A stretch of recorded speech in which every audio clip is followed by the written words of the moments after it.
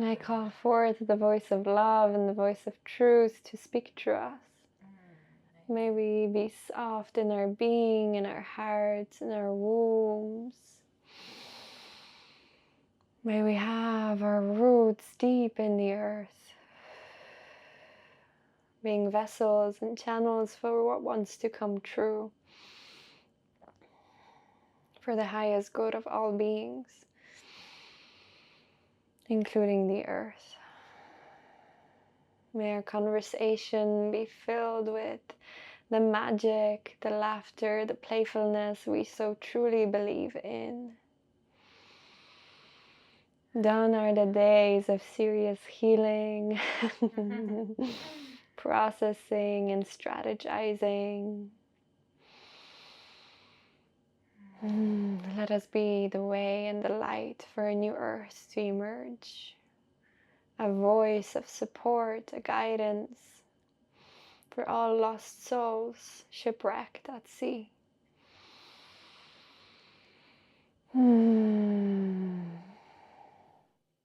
Creativity, vision, expansion, inspiration.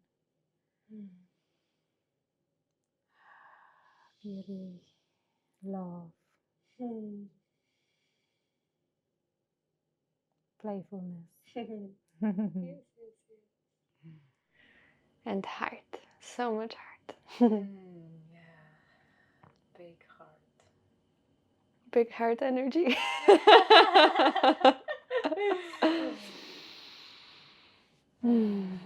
And a special thank you to our ancestors, without whom we would not be here. They have forged the path for us to exist this life, for us to take this very breath. And walk this very path. And walk this very path. We surrender. We surrender and we trust. To the unknown. And we believe that life will carry us forward in its benevolence. In a beautiful and perfect way. Yes, yes, yes. Any energies who are trickstery, who have ill intention, are not welcome in this space unless they have the intention to be fully alchemized into the light. And so it is. And so it is. Welcome again. It feels like throughout this, we just keep like reintroducing and saying hello. Of course, yeah.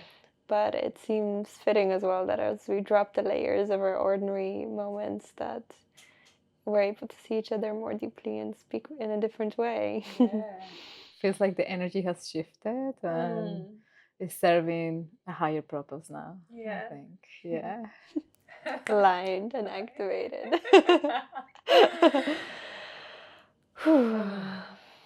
So what can we talk about? We can talk about anything and everything, but as we were preparing, the first thing that came to me is to ask you, what is love to you? Wow. That's an interesting question. And I think the first impulse is, ooh. Right? And I think I've been actually journeying through what love means to me very recently. And I've come to understand that the meaning of love that feels more accurate to me is something that is an energy. Like, it's not a thing that you seek. It's not something that you shape. It's not even something you create. To me, love is like this frequency, this energy that asks us to surrender to it, to allow it to come through us. And when we do so, we alchemize and heal. And I think there's something about love that even requires to give love our fears, give love our our darkness, give love our wounds. And when we give all of that to the energy of love and we let love to come through us, then we can find that beautiful, juicy surrender. And then we can touch love for real. Anything can be offered on the altar of love. And it feels to me love is such a moving field, eternally evolving and shifting and changing, and knowing just the right spot to touch and just the right spot to kind of agitate for us to open more deeply, to live with that open heart. And yeah, why is it so hard to love? I personally think that it is hard to love because the way we've experienced love, like to me, my upbringing was like love meant suffering, sadness, feelings of abandonment, feelings of unsafety, right? And I think a lot of us don't get an imprint of what really, really love is. But also there is the human in us. There could be an act of love that the human in us doesn't perceive as an act of love, and yet that is an act of love. So I feel that it's hard because there is this separation between, surrendering and being safe to love and going into, a more contracted expression in which love can meet us. And then we can't meet love either. And then we can't meet love either, exactly. And it feels like we're all craving ultimately to love and to be loved, and yet at the same time we're pushing so hard against it because it feels so unsafe to actually allow that pure and unconditional force into our life because we don't feel like we deserve it. And that's such a tender spot for us and humanity. And I feel in my personal journey as well that no matter how many layers are shed, there is always more, more, more. And there was a beautiful thought I heard recently that, or contemplation around love, that actually opening up to this great big love can be frightening and painful, in the sense that it's so big and vast and infinite and overwhelming. And simultaneously it feels like we are living at a time where there's so much energy and shifting and moving that we need to develop a container within ourselves to be able to hold. So what advice would you give people to work with this body and to work with the energetics in order to be able to work and move with this energy, whether we call it love, whether we call it creativity, passion, purpose? It all feels like it's made up of the same material. So when we learn to wield these energies, how do we become better stewards of them in our bodies? What a beautiful question. Because it is in the shaping of that container and building up all the pieces that container needs in order for all of this magic to find a place in which it can express. And I like to relate this to like the masculine, which is like the container, and the masculine not in the sense of a man, but more of like an energetic of it, the container, the safety, the holding, to allow for the feminine, so the love, the magic, the formless, to feel free to dance, right? And there's many elements that container needs, and everything starts with ourselves, right?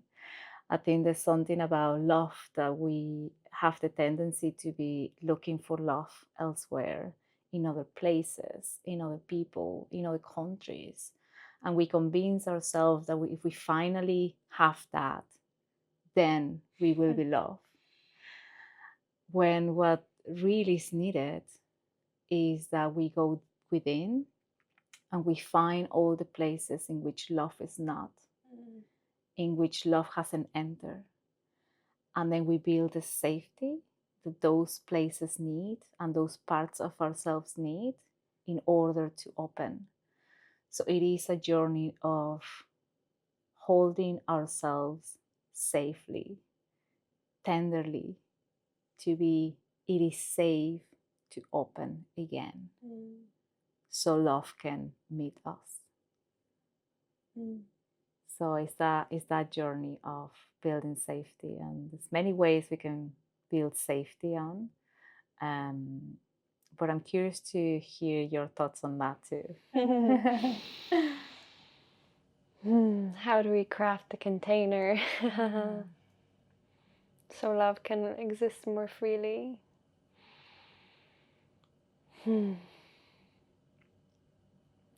Even as I'm doing it now, it comes to me that it's so closely to do with deep listening. And even the follow-up question that I wanted to ask you was around this fear of opening and this fear of showing our truth, showing our vulnerability, and what if we feel so disconnected from ourselves that yes, we can so beautifully speak about these concepts, and we all have Instagram, we can all connect to the amazing self-help books that exist, and yet sometimes even when we have all the understanding in our mind, it can feel so elusive that we can't quite touch it, and we can't quite grasp it, and it's really painful. Because I feel there's that longing within every single one of us to feel more, to love more, to be more open, more loving, more kind. And yet when we witness ourselves in these contractions, in these shutdowns, it is so painful because it is going against the very nature of our desire, even if it's subconscious or subdued. So yeah, you already mentioned such an important piece of being soft and tender and seeking out all those knots and tender pieces within ourselves that have not yet opened to love. And even deeper than that, it seems like it's a journey dropping from the head to the heart and into the body, right? Everyone's saying that the longest jump or the biggest journey is from the head to the heart, and it's really true. I know that the most challenging moments in my life were exactly when I was only here, when the mind was spiraling and going and journeying and planning and fearing, and that would create a response within the system, within my body, within my environment, within my work, within my business, within my finances, everything. And it is not until I anchor so deeply into the body and into my own truth that things begin to change. You know, we see the world as we are, not how it is. So it's a soft journey of discovery and learning to know, or knowing what matters to us, and learning to know what matters to us too. And it's a slow journey, it seems, and we have this longing for it to be here and done and finished. But it feels like an infinite journey that it will never end, and we're on this until the day we die. And it is that discovery of the self, that inner knowing, that feeling for and listening for who it is that we feel we are, and connecting to that deeper truth beyond words even. And many people can do that through so many different ways: meditation, running, some people love reading or playing chess, even, for that matter. Like, it doesn't need to be spiritualized. Yeah, I think there was something key you mentioned about moving from the head to the body. And I think that journey of moving from the head to the body is like the first step of dropping from an analytical, rational way of behaving and responding to life into a more organic, natural, and grounding place to meet life. And then the next step is actually finding alignment between the two. Because I feel there's a lot of this like, oh, don't follow the head, just be in the body, just be spiritual. And I really like to mention that, because the truth is that every part of ourselves is key, and every part of ourselves have such an important role, and the head is there to, it's like a computer that helps us to analyze, strategize, organize. Like it's an amazing tool that we have. Now the problem is when we use it alone, it can completely us, go in spirals, push us into dark places, twist the reality, right? And yet when we drop into the body through meditation, breath work, somatics, dance, anything that can help us to laughter, yeah. And when we manage play, when we manage to drop there and we create a link, then the mind becomes at the service of what is true to the body. And the truth is the body always knows beyond, there's nothing the mind can come up with that will be as true as what's true in the body. What's true in the body is what's truth. And what's true in the body is our channel and our connection into our soul. So the more we drop into our body, the more we can connect to that soul and that soul purpose. And the more we do that, the more we build the safety within ourselves to access those little places that we were talking about earlier, those dark places, because we feel safe in our body. So our body opens to look at the, say, past trauma, places of closure, fears, and then be able to sit in those places from that safe container to be able to liberate them, because that's ultimately, or alchemize them, right? Meeting fear and turning it into power, meeting sadness and turning it into happiness, meeting disempowerment and turning it into empowerment, right? And rewriting our own stories through embodiment, through dropping into the patterns and the fears that live within, and be able to access that and liberate that and rewrite our whole story. And we can do that through the body. That's the easiest channel that we can tap into. That is truth, It's tactile, it's physical, it's here and now, there's so many energy points that we can touch and move, and even beginning to hold your hand at your heart, that's already such a powerful connector for the mind to say, this is important, she keeps doing this thing, why? So we're highlighting this important aspect of repetition and intention and attention.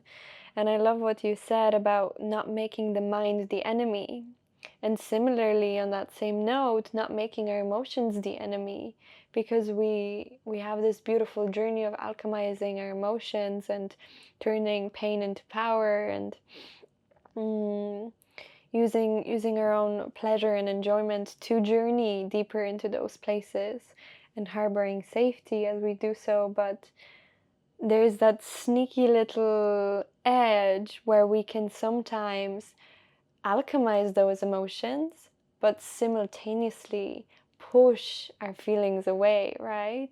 That it's that divine trick where you think you're healing and you're journeying, and whatever word you want to use, and then you realize at some point that you've just been pushing against a part of you in the name of, you know, empowerment and healing and leadership, and then it just catches you by the hand, and it feels like you're constantly trying to push away against the grain and not trusting in the flow of life. So how do you feel into that soft space between those two things? The tension between creating a new story of our life, because we all deserve that, and doing so in a healthy way, knowing that we are not repressing or pushing anything away. Yeah. I was going to say punishing anything away. We also punish it. Yes. Yeah, that's such an important point, because those aspects that you've mentioned about, you know, we on the name of empowerment, we just push this other part of ourselves. And there's something when we are in that journey of healing that we can become really sidetracked. You know, we can say, this is the new thing, this is all that is. And then we forget parts of ourselves. And the act of doing that, you know, the act of saying there's only this thing, this other part of me doesn't exist, or I'm not going to look at it. And those emotions are not acceptable because they are not like in the light or, you know, happy emotions. That speaks to what I call the shadow, right? The shadow is not something that is negative, but is perceived as negative. So anything that is in a blind spot, anything that we don't know that we are doing, because when we are pushing those things, it's not consciously, right? It's just happening, and we don't know that. If we knew, we probably will do something about it, right? We're always doing our best. And we're always doing our best. So it's not something intentional that we do to ourselves, but we've been, you know, conditioned by the schools, families, communities, you know, the systems to always, there's always, this is right, this is wrong, this is acceptable, this is unacceptable. We don't do that here. We don't do that in this family. We don't do that in this society. In this culture, we don't do that.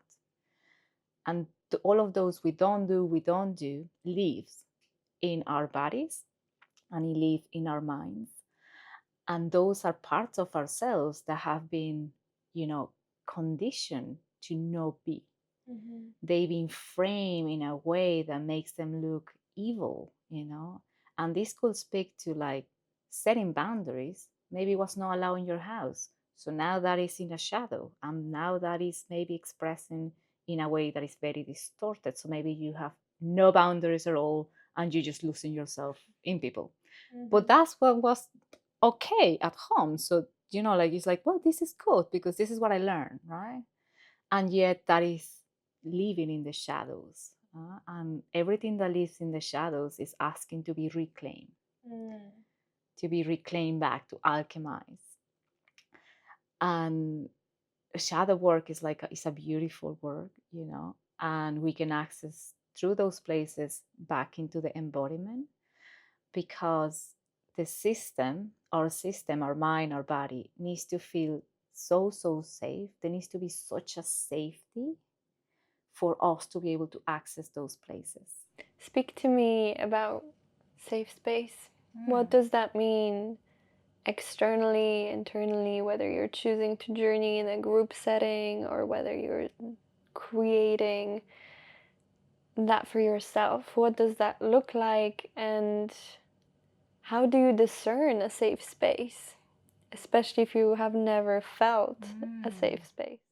Beautiful question, and so important. Yeah, that's so key. Absolutely. I think a safe space is where you feel that the totality of who you are can exist. When you are in an event or in a setting, in a group setting, or even in a one-to-one, and you have this feeling that there's something about you that you cannot say, and it's just there in the back, like wants to express, but you feel you can't say it. That speaks to like this container is not able to hold the totality of me and the totality of me that needs to be expressed. So that's when you discern, is everything I am allowed here? Because if everything I am is not allowed here, I'm not safe and I never will be. Because if I can only show half of me, I will never find safety. So I think that's in terms of like externally, finding therapists that are able to move through all the layers, speak about sexuality, speak about career, speak about patterns, speak about shadow, that they're like well-grounded energy, well-grounded into all aspects of everything. So you can feel free to like fully surrender, and receive that medicine. And then by working with those, coaches, facilitators, group settings, then you begin to build that safety within. But you need to take the step in order to build that safety. It's really hard for you to build safety within without having that, that conversation with the world that has so much to offer you, right? And even if that is taking a yoga class, it's not therapy, but maybe in that class you manage to create, you're like, oh, there's a part of me that's always tense. What does this mean, right? And maybe that inquiry goes into like, I'm going to explore somatics. Let's see what this thing will mean, right? So it's in that connection with the external world, people, the classes we go to, the people we connect with, that we can find those connections, right? But by looking in the safe places, in places where we feel I can be myself here. I can be the totality of who I am in this space. So I think that's really what you're aiming to get to. That's so true. And it's such a curious space because it feels like simultaneously it's asking us to come to our edge and also ask the important question of what it is that I need in this moment. And we are taught so much in our modern society to push that away. And also within the modern rise of spirituality, to overindulge in what we need, where we become gluttons and we're almost escaping discomfort in order to satisfy that feeling of safety within, but from a very needy, distorted place. And it's, we're speaking about so many different moving elements that are continuously evolving, and I feel like going back to the part of the mind that we spoke to previously, that the mind is always trying to attach something to a problem and something that needs to fix. And so it feels like this is one key out of many we've already spoken about, that being able to discern where your life is leading you and whether it is for you, even if it's through discomfort, but also knowing the texture of your mind, that you have a feeling. Somebody, a beautiful teacher said to me once, if it's coming from the mind, or if it's coming from anywhere in your body, but it's making you feel worse, it's not the voice you should be listening to. And that stuck with me for so long, because for so long I felt and I thought that the voice in my head is something that I had to listen to because it's a part of me. And that's a really difficult topic to touch, because it almost already touches separation, that you have to separate yourself from the evil in your mind, from the inner critic, and then self-acceptance and embracing of the shadow parts becomes really challenging, because how can I love this part of me, of my mind, that actually wants to almost self-destruct and is guiding me to all the wrong habits and all the wrong parts? And yeah, what's moving for you when I speak about that? What's the medicine here? what's coming up for me is knowing yourself, this journey of knowing yourself. And I remember personally what that looked like for me. And I think for a lot of people, there is a point where you've been doing things in the familiar way, and then you hit this moment where you kind of had enough, right? Like you've been repeating, and there's different people, but you're just going through exactly the same outcome. And I think those moments are key for everyone who's experiencing them to say, maybe, maybe I have a lot to do with what's happening to me. Just maybe. Just maybe for now, and then building the, out of that decision, choosing to step away from suffering, even if that step looks like a tiny little step of, I'm going to do a coaching thing for 4 weeks.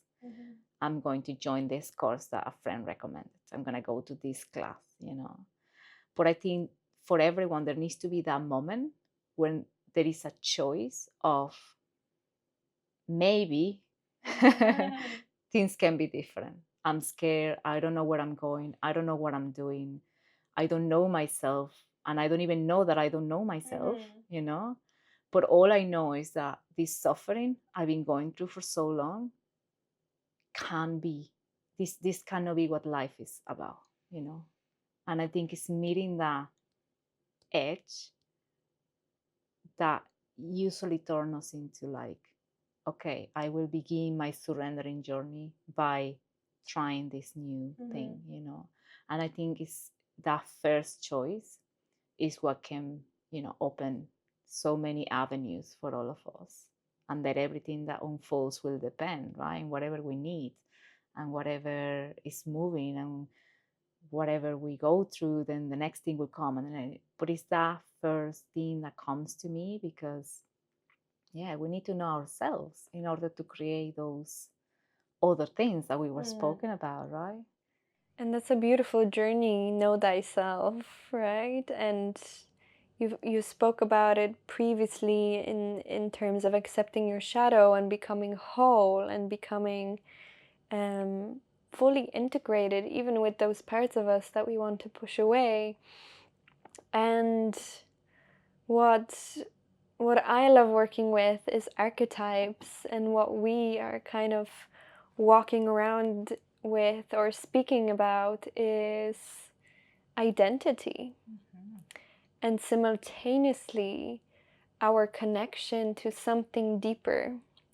Because you mentioned soul, you mentioned our own soul, our heart, and it feels also that there can be an aversion to that for some people. Because if we totally give ourselves to the soul, to something other than ourselves, to what we feel we are, there's a sense of losing ourselves in that. And that can be really scary. And then things like, oh, but it does, then my life has no purpose. Then truly, actually, I can do anything I want. And this person that I'm with is only my own projection. And that's a really, it's a very nuanced place to be, to live simultaneously on the edge of actually truly nothing matters and everything matters. And also being in the unfolding and the crafting of our identity and who it is that we choose to be in this life. And that takes a lot of responsibility and repetition and active choosing. And it doesn't always have to be those big choices, right? It can be those micro choices, micro breaths that nobody even hears about, but it happens within the secrecy of our own heart. And it's challenging because I feel like we're so addicted and so connected to immediate results and big experiences that if it's not immediately 100%, or if I don't feel great, or if my body isn't thriving, and you know, if I'm not treated like a queen after, you know, reading this one book on, you know, how to be the thriving feminine, then there's something wrong. So yeah, there's so much to unpack here. A lot, yeah. But what's coming up is just the piece about our identity, because I think ultimately, Who are we? who are we? Yeah. But ultimately, identity is actually who we are at our soul, at our core. But what happens is we all have an identity that is being shaped by external factors. You know, when we were talking about parts of us that we repress and the shadow, all of that forms part of the identity.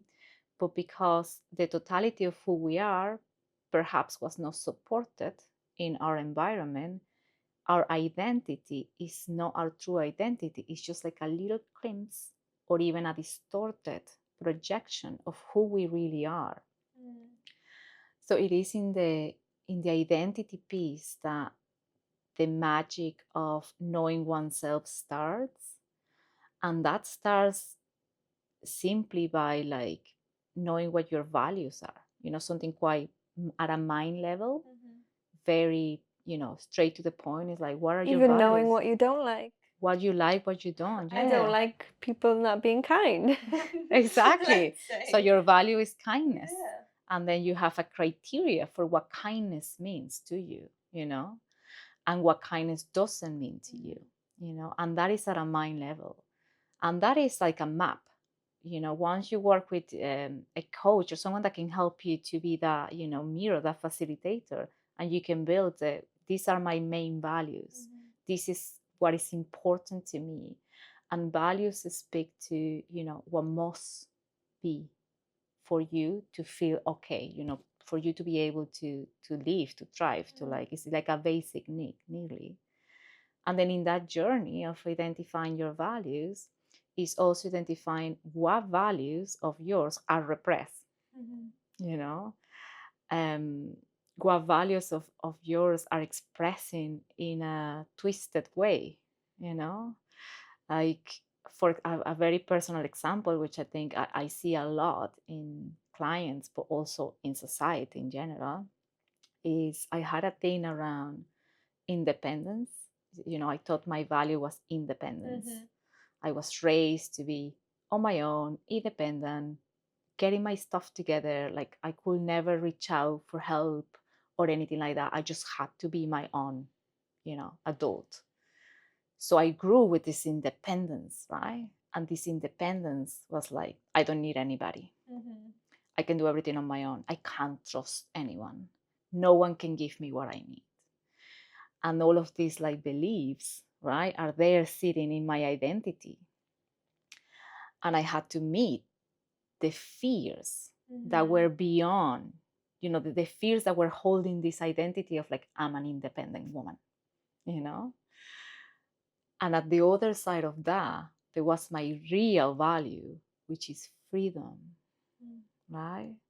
So from independence, which is I'm isolating myself, I'm closing myself from others. I feel I need to do it on my own. I don't feel I can trust, into freedom, which is what I want is not to feel that something is constraining me. That is a more true aspect of my identity to me, you know. So it is also, you know, as you build your values, what's important to you is also that journey into meeting those edges. So everything is funny because everything we've been talking is all about meeting the edges. And we pulled a card earlier that said interconnection. Interconnection, togetherness.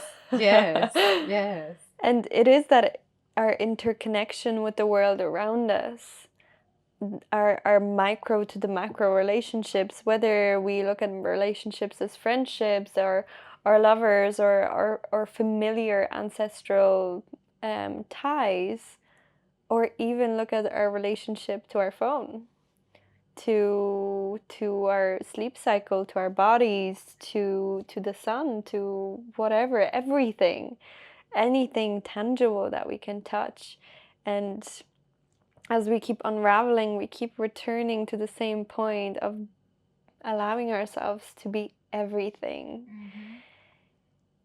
And to go through that journey of knowing self through a series of, trials and tribulations and perhaps even failures of, oh, here is where I acted unkindly, and therefore now I know what unkindness feels like. And that gives me contrast and information to who I truly want to be. But we don't want to be those unkind people who fail. We're always striving for perfection, and even in meeting our edges, it can be so challenging because we sometimes have to become people we don't necessarily want to be. So the people that disappoint because we've created a boundary, the people that let's say distance themselves away from community so they can truly feel who they are, even though they thrive and love connections. And there's something around this being whole, even in the crunchy and the disgusting and the taboo and the unwelcome and the undesirable, and meeting ourselves on that edge. And we already spoke about that safety piece that can hold us on that edge, but it can sometimes feel like such a lonely journey. Like it's really visceral and really guttural to be in that edge of I might not belong anywhere, even if I make that choice. But I'm curious about you, because every time I made that choice, I never once realized that I don't belong. Actually, it was that it always led to more belonging, more love, more connection, more of me-ness. Even in that initial period of dissolution and transformation and change, where you're almost like this butterfly going through the chrysalis, and it's like you're whirling around, and it's like, oh, I don't want to be there. Why isn't nothing working out? And there's that frustration, and like you already want to be on the other end of it, and you're still here, and it's so like alive, right? So yeah, what's your journey, or what are your experiences of going beyond who you think you were, and even into those uncomfortable or new identities of self that feel forbidden? I love examples and stories. Is there a juicy story that you can share? Definitely, yeah. I think I'm also I'm just kind of letting whatever because there's so many examples that I can think of, and I think there's definitely that element of, if you think this is your identity, right, stepping out of it will feel that it's an edge. But how do you know it's an edge to growth, or it's an edge to loneliness, right? So there is that moment that is very uncomfortable, in like you nearly don't know who you are if who you thought you are is not who you are. And what does it mean to be this other thing that's really calling you, but it's really scary, right? And I think everyone who goes into, who make the choice of like begin to know themselves and all of that will go through periods of loneliness.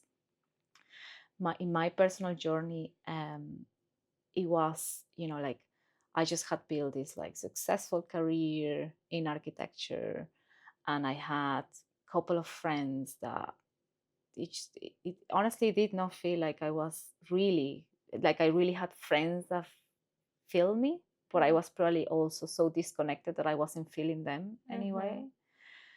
And then it's funny because I will seek for connection, you know, in the wrong, like I didn't like to drink, but yet I will go and meet people in places like that, hoping that I was gonna find someone who was like me, right? And I think this is the identity piece. It's like you think you are, or you think you need to be this person who get this, you know, successful job, successful career, then go for drinks, then you know, you have all these like criterias of who you think you have to be, or what society says. You need to have this handsome boyfriend who has a good job, but you like not even connected to this person, right? Because and then you need all of these pieces. And my personal journey was like I just built a whole successful, you know, societal successful life, and I had it all. And at the bottom of that, there was this feeling of being so disconnected, so unfulfilled. And there was nothing else that I needed in terms of what I thought I needed. And yet, why was I feeling like that? You know? So the identity piece of like stepping from that into this unknown brought me into ending a really long relationship and then being alone for many, many years.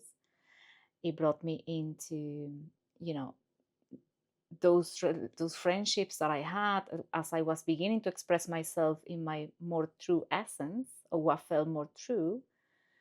Those connections will wash away because they were not.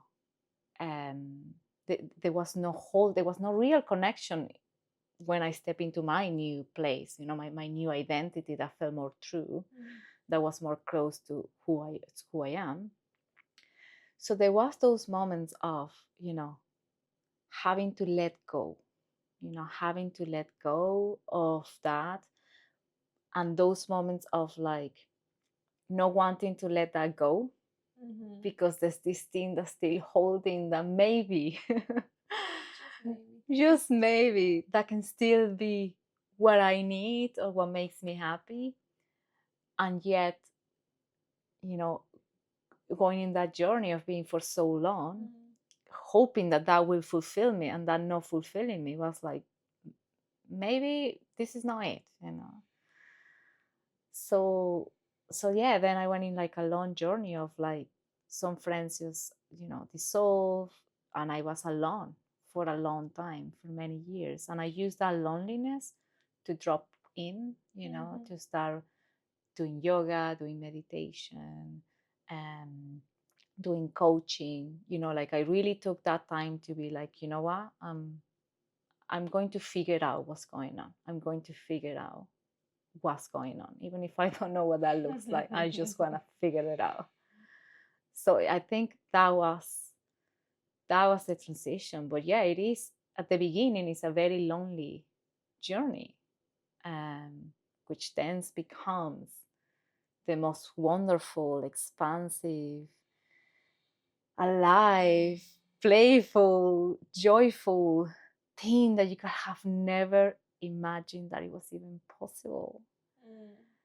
So equally to what you were saying, there is that moment of, you know, friction and fear of like, what if I'm alone, and then that period of loneliness for real, and then that always leads, as you were saying, into becoming more of you, more of who you are.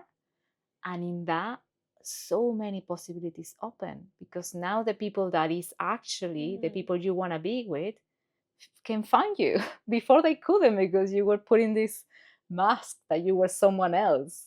So they can't find you, you know. The only way you can find your people, your places, and what makes you happy is by being truly owning who you really are, and kind of overcoming those barriers that we've put for ourselves that stop us from going there. And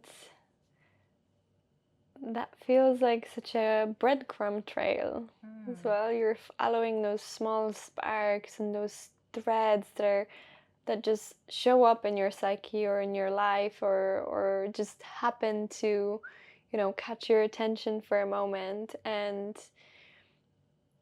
I suppose that's the indication that you're on the right path when things start moving and alchemizing, and opportunities start coming your way, and things are shifting and moving. Whereas when we're in that transformation period and in that resistance, that's what it feels like, that everywhere you go, you're hitting a block, you're hitting a wall. And on that transformation piece, it feels like that's where the real safe place is created, that you know how to nurture yourself. And it's not something that we can read in any book. It's not something that we can take from somebody else, because it's so unique and individual, and it has to come through the somatic experiencing of ourselves, that we wish that there was a happy quick pill to learn. I'm safe space pill, please. Done. That it keeps coming back to this, that creation of the safe space inside of us, and also simultaneously outside of us, that we have those people, those communities that are able to hold their transformation and all of our allness.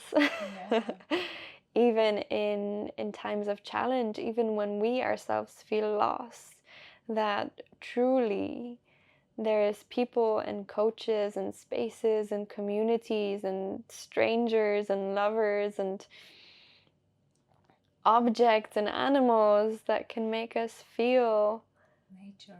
Yeah, nature. That's, I can't even I can't believe I even forgot to mention nature, that she ultimately holds us all, and she is constantly changing and shifting and evolving and moving and teaching us through the seasons, through the cycles, through what is going on.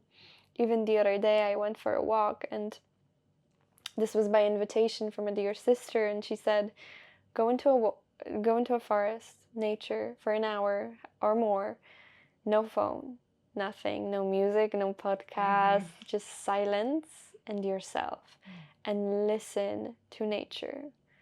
And it can be so challenging when we're running away from our own thoughts or emotions and feelings, and especially when we feel numbness and we have that tendency to say, oh, it doesn't work for me. I don't believe in that. That's not real. It's just me. Like, what are you talking about? The spirit of nature and Gaia and all these like Mother Earth hippies. Should I just like take off my clothes and run around naked around the woods? I'm just saying, try it. Exactly. It's liberating. It's liberating to say, Yes. wow, how much of me can I put into this space? And perhaps for you, you don't have to run naked, but maybe it's just actually resting back on the earth and letting her hold you. Like just being there and trusting that you don't have to carry all this weight on yourself. You don't have to know that. What if the knowing came from behind you, from your backbone, from your heart, and from that feeling of just being infinitely resourced and rested. And that's a somatic journey of learning how to rest and soften and serve from overflow and not depletion. And I can't quite pinpoint in our conversation, it seems like there is no right or wrong. There is no failure. Like we're just exploring and sharing so many facets of the journey, and some I suppose stop signs along the way that can feel nourishing and supportive and easeful to ourselves, that hey, actually maybe this is the right way. But simultaneously, it is such an individual journey and such a living feel that only we ourselves, our bodies, our souls, and our hearts can truly know. That for some people, it is breaking up with their 7 or 8 year old partner. And for others, it is choosing to find love again in that relationship. Absolutely. And that's chunky. that feels so charged. And I suppose perhaps another signpost is also following that aliveness, following that energy, frequency, and texture of where is the charge, where is the resistance, where is the most like, oh, I can't do that type of energy of like, who do I need to be, or what audacity I need to have in order to take that step. And that's when life, I suppose, becomes more of a play and more of a game and more about following that bliss and excitement rather than just figuring out this game. I want to bring, we also took this one was return to the source of the feminine, because the piece that you said about, you know, going naked in the forest, which I love. It's not for everyone, right? But I love. And also the piece around, for some people is to leave this relationship, and for some people is actually to lean into, right? That is the feminine. You know, the masculine will probably give you a recipe specific. What needs to happen. Step 1, do a yoga class. Step 2, right? And that doesn't apply. Like that's it. You know, that doesn't really compare what the beauty and the mix of everything that life is. And how everyone is so unique, right? And how in that uniqueness we all meet each other. So it's that welcoming the feminine energy to allow to be each journey be unique, and it's surrendering to that. And it is in those little things about, and I want to bring back the piece of safety, because I remember in my own journey, I needed to do certain things by myself first. For example, I needed to do yoga by myself for a couple of years because I just didn't feel like I could go in a class. And in that yoga journey, I used to cry every time after a session because something will release. And I used to remember to understand all my patterns through yoga. Yoga was a huge piece in my journey, in my lonely gateway drug. Yeah, exactly. And I remember I used to paint a lot when I was a child. And something else that will come up for me is like, I'm just going to buy some canvas and I'm just going to paint, you know? And I think that's a beautiful thing to bring up, is like, what did you used to love when you were a child that you can reconnect to? Because it is in that connection of who we really are, you know, when we are children, we are who we are. We haven't been conditioned yet. So it's in creating that bridge back into like, what did I used to love, that journey can begin, you know? And it can begin by just buying your canvas, doing it on your own, you know, building that safety of like, maybe you're like, oh, I don't know how to do this. So if you do it on your own, there's no criticism, you know, it's just you. Exactly. And then you realize you're really good at it because you used to be really good at it when you were a child. And then you're like, and it makes you feel good. Like, it makes you feel good, yeah. Which is such a foreign feeling when we're disconnected and numb and chasing some success. And it can be so challenging in a world that contorts around us and makes us fit into that box of what success is, and I need to make money and this, that we can't even allow ourselves to rest, and we can't even allow ourselves to paint. But what if it doesn't have to be a big thing? Your financial safety and your rootedness and your safety in life is one of the first hierarchies, right? It's the most primal energy need as humans to allow that creative life force to flow. So for someone who might be feeling stuck or challenged in I don't have time, I don't have money, I don't have the energy, I don't have whatever, and they feel a lot more closer to death than they do towards life, what would you say? Wow. I think I will say trust that voice that is screaming. Trust that voice that you're trying so bad to repress, silence, and get rid of. Just begin to be curious, not even trust, because trust is a big step. Begin to be curious. Trust is a relationship. Trust is a relationship that needs to be built. But what if you can begin to be curious about what this voice wants, you know, what this voice is saying, what this part of you that is longing for has to say. And you don't have to trust it.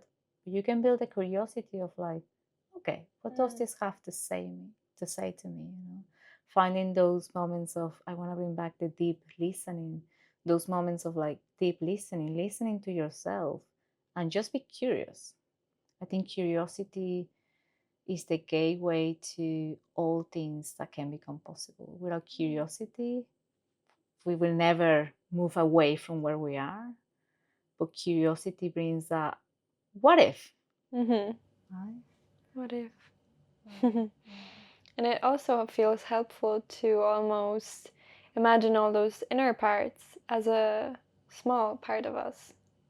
Whether we imagine a child or an animal or some wounded just energy that's longing for love, it shifts it on its end, like it turns it upside down. And similarly, when we're in conflict with another, what if that part that you're projecting onto them and you're saying, oh, you're this and you're that and you hurt me and you never listen, first meeting that part within yourself that is longing to be heard, and also similarly feeling for that part within the other that might be wounded.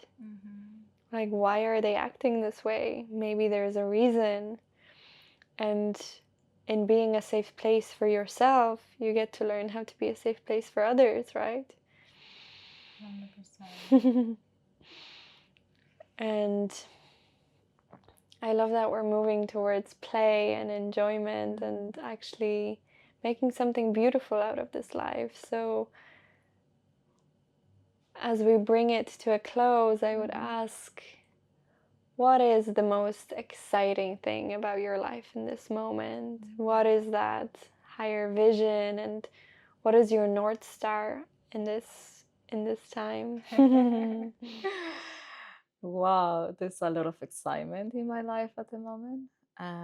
As I feel I'm completing a long chapter of my life, and I'm wrapping around that life, that whole identity. And it's been a journey of like 10 years of me reclaiming the totality of who I am. And I don't think I've reclaimed all of it. And I don't think there's an end to this either. But I'm really excited about this new chapter that is, emerging for me, and that I've chosen to surrender to. And the desire to bring my business and my vision, to give it a full opportunity to blossom. Safe space. Safe space, yes, a safe space, so she can, so the business can grow and touch the life of many. Like, it's my deep desire to help people, to guide people, to bring light in their journey, to show them their way, to help them to find that within themselves. And I just have the vision, and it's interesting because coming from that journey of like believing that I needed to be on my own and be independent, I've now moved into having the vision of building a community, which is such an interesting, right? Usually what you need is literally the opposite of where you're at. Yeah. Building that community that is like, where all parts of us are allowed, and finding a new way of living within that. You know, what could life look like if all parts of us are allowed, and how we can build safety within groups, within communities, in order to allow that to happen. How can healing be part of community? How leadership can be part of community? How groups can self-arrange themselves, so there is not this hierarchical way of leading, but rather a horizontal way of leading, you know, where everybody takes a place, and it takes the place that it feels right for the moment. So we're like together dancing, you know, in this co-creation, evolving, and letting that energy to flow. Stop, no resistance, but the opposite, just meeting the totality of who we are. And in that totality there is so much joy, playfulness, yumminess, juiciness, expression, reclamation, healing of the ancestral wounds and all the people that came before us that had no opportunity to live this way, and how I feel we as a generations have a key role. And I just feel this is so much part of my mission, to bring this new way of living to life, that we can live differently, and that the systems that have been existing for so long do no longer serve us. And you know, as much as I try to like fight the system, I realize there is no fighting to be done. There is a new thing to be emerged. And in that emerging of me and many other people creating these new ways of living, the old system will eventually wash away. You know, there's no fighting. It will just naturally dissolve or transform or become something else. So that's kind of the big vision I hold, you know, building this physical community for a new way of living, like a new era. And I'm excited to be moving to Thailand in a month to begin this journey. So, so yeah. Exciting. I'll visit. Yes, please. Yeah. And I'm curious, same for you. What is alive now? What is exciting? There's so many puzzle pieces moving, and before we even began the podcast, we were speaking about so much aliveness and energy in the field, and so much dismantling and shifting and changing. And I suppose for me, so much of my life revolves around artistry, whether that's through expressive arts, through teaching, through working with the body, through art therapy, through meditation, that I'm always like, it feels like I'm always on this hunch, you know, on this close to the ground, like trying to like feel for this thread of aliveness wherever that may be. And sometimes it leads me to being lost and in the dark and numbness and having to encounter those uncomfortable feelings. But for now, what has been really sparking and being alive is how can I radically choose me? And how will life navigate around me if it becomes a radical act of love? And who can I dare to step into in order to facilitate that transformation and that change, whether that's being unpalatable sometimes. and I do believe, even though there is resistance and discomfort, that I will be able to hold myself through that, and that's my anchor and my truth, even if, you know, crazy thoughts might come and challenging moments. But that's your safety. That's my safety. That it always has to work out. Like everything is always working out for me, even if it seems like everything is falling apart, maybe it's falling into place. So feeling into those edges that feel a little chunky for me, like traveling and you know, attending a 7-day immersion and exposing more of myself through my artistry and my voice online. Specifically, I'm creating containers on YouTube and trying to share my voice on Instagram. And very often it feels really raw, really edgy, because I never thought that the way that I am sharing now is the way that I would be sharing. That sometimes, instead of being all dressed up, like, yes, there's times where, it's welcome and it's part of the expression, but sometimes I'm sitting in my sweater and my cozy pants and there's a song that comes to my heart, and I just put my phone somewhere on the side, and this becomes a transmission. And I'm in this like really intricate dance of the self, of like, this is the purest expression of this moment, and I can stand in my own way, saying, oh, it needs to look this way, oh, I need to re-record it, oh, the video is not this, and da da da. But I'm really curious, and I'm really playful to experience and to allow myself to shift and change and figure out my way of doing things, my way of sharing my voice, my way of being present in space, of embodying leadership, and even through perceived failure or doing things that, oh, I really liked that for a little bit, and now I don't really like that anymore. And it's such an interesting journey when you're giving it to an audience, or a possible audience, whether it's on the internet or creating a website or speaking to people one-to-one. You're exposing, and I feel like I'm exposing such a raw and beautiful part of my heart, that it can be very front-facing sometimes, that there used to be a bigger need to contract and collapse, but now I'm toying with that energy of like remaining open, remaining alive, and remaining in connection with the inner cycle of my life, even if it calls for closing and going for a while into the dark, and just sitting with that and allowing that to come true, because there's so much resistance at every single moment that can come true, even when we're doing our life purpose.